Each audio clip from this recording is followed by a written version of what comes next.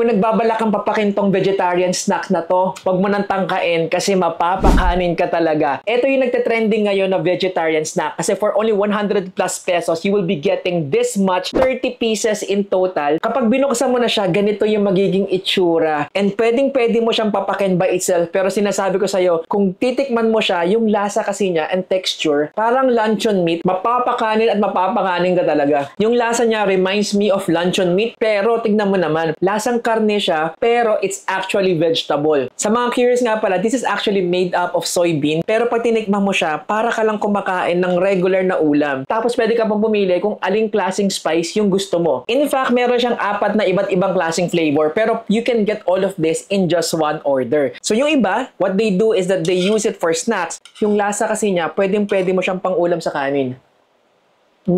Panalo. Ito, pinaghalo-halo ko na siya. Itong isang more on the pepper yung lasa.